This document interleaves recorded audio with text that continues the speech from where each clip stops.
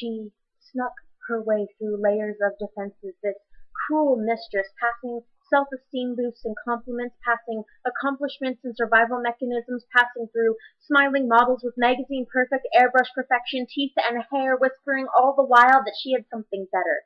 She reached for my heart and wrapped the chilly fingers of her lies around it, squeezing tighter and tighter until nothing let me breathe but satisfying her, this disease of the mind that kills the body.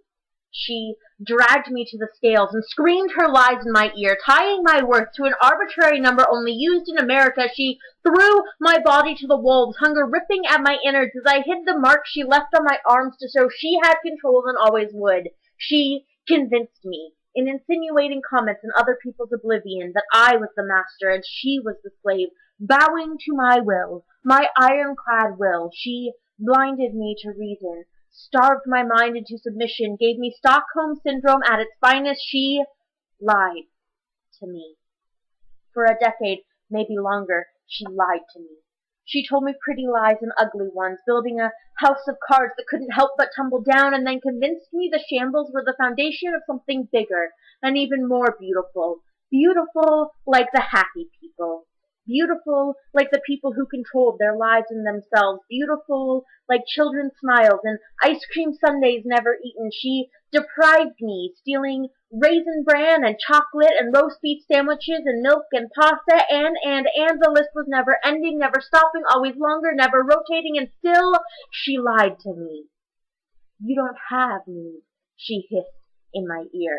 You aren't human. You are better. You can be better. You can be perfect, needless, in charge, in control. Just push, push, push the food out of your system. Learn how to do it so you won't scar your knuckles. Learn how to hide it from worried eyes. They just don't know better. They're worried because you're so fat. You don't have needs. You don't. You don't. And her insistence became my own.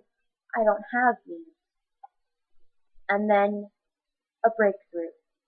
A simple moment. An arm around the shoulders grown too thin to be much comfort. A voice of reason that broke through the armored fortress this disordered mistress had built around my heart. You are human. To be perfect is to have needs and meet those needs appropriately.